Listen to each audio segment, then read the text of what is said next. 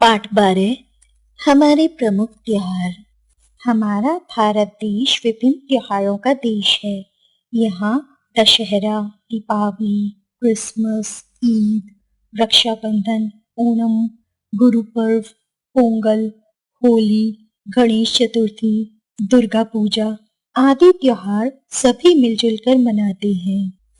हमारे कुछ प्रमुख त्योहारों का वर्णन इस प्रकार है। दीपावली कार्तिक मास की अमावस्या को मनाई जाती है। इसी दिन भगवान राम 14 वर्ष का वनवास काटकर अयोध्या वापस लौटे थे।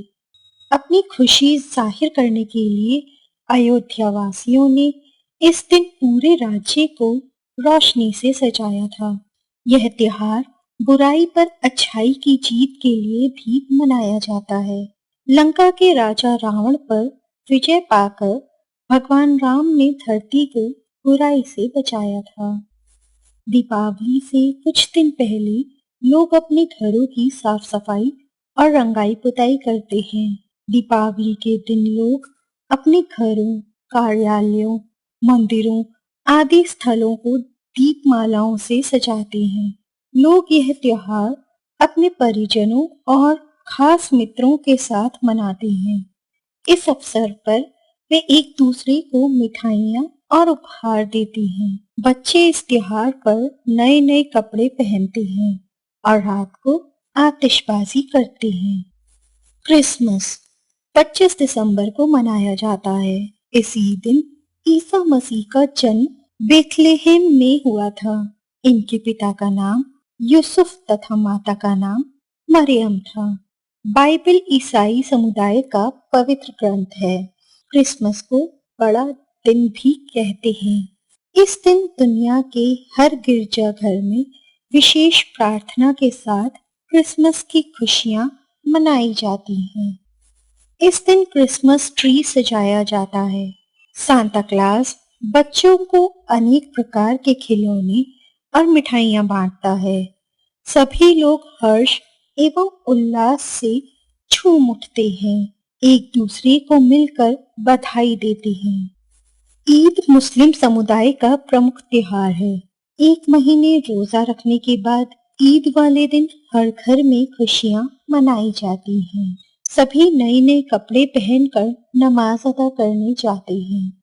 नमाज के बाद आपस में गले मिलकर ईद की मुबारकबाद देते हैं। सेवइयां और मिठाइयां आपस में बांट कर खाते हैं। कुरान शरीफ मुस्लिम समुदाय की पवित्र पुस्तक है। गुरु पर्व का त्योहार कार्तिक पूर्णिमा के दिन मनाया जाता है। इसी दिन गुरु नानक देव का जन्म हुआ था। गुरु नानक देव एक महान संत थे। उन्होंने अपने वचनों के द्वारा सबको यह सिखाया कि परमेश्वर एक है, वह सब जगह तथा हमारे अंदर भी है। गुरु पर्व के दिन शोभा यात्राएं निकाली जाती हैं।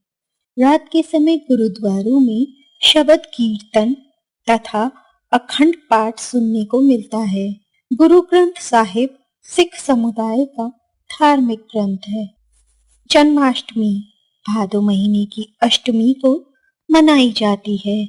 इस दिन मथुरा में भगवान श्री कृष्ण का जन्म हुआ था। इस दिन अधिकतर हिंदू समुदाय के लोग उपवास रखकर भजन कीर्तन करते हैं। जगह जगह झांकियां सजाई जाती हैं। मंदिरों में रात्रि 12 बजे शंख और घंटे बजाकर आरती की जाती है।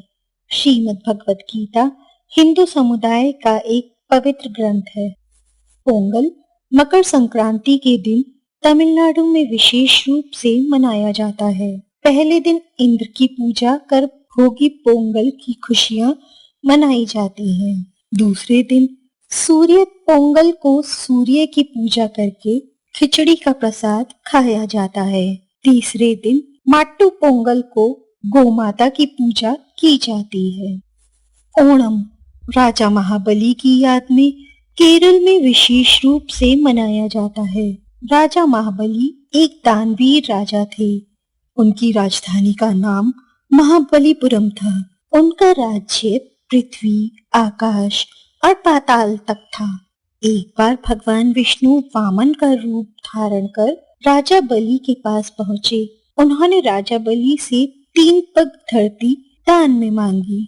दानवीर बलि ने यह बात हंसते हंसते स्वीकार कर ली। इसके बाद भगवान वामन ने विराट रूप धारण कर लिया।